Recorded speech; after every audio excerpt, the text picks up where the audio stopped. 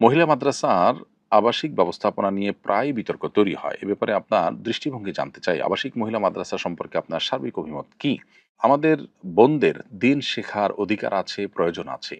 বিশেষ করে মায়েরা তারা আগামীর প্রজন্মকে গড়ে তোলেন এবং আমাদের শিশুদের সবচেয়ে বড় এবং প্রথম শিক্ষক হলেন মায়েরা। অতএব তাদের মধ্যে দিনী চেতনা জাগ্রত করবার জন্য নানামুখী দাওয়াতি আয়োজন আমাদের নিতে হবে, দাওয়াতি উদ্যোগ আমাদের নিতে হবে। মহিলা মাদ্রাসাগুলো আলেমা, হাফেজা, দায়ে ইলাল্লাহ তৈরির কাজ করছে।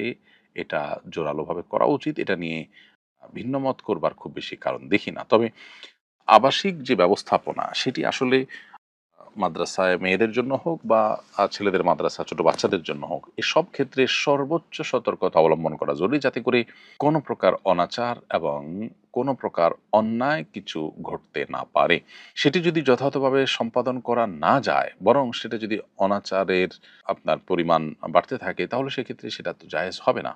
নিজের সন্তানকে কেউ দেওয়ার আগে অবশ্যই আবাসিক যদি দিতে হয়, তাহলে সেক্ষেত্রে আবাসিক ব্যবস্থাপনা, সেখানে সিসি ক্যামেরা আছে কিনা, যথেষ্ট মনিটরিং আছে কিনা, শরিয়ার প্রতিপালন যথাযথভাবে হয় কিনা এবং দায়িত্বশীলরা সর্বোচ্চ সতর্ক কিনা, বিষয়গুলো দেখা তাদের কর্তব্য। আর যারা দায়িত্বশীল আছেন, যারা মাদ্রাসাগুলোর পরিচালনার সাথে ব্যবস্থাপনার সাথে জড়িত আছেন, তাদের কর্তব্য হলো এই মাদ্রাসাগুলোকে সকল প্রকার বিতর্কের ঊর্ধ্বে রাখা এবং তুলে ধরা।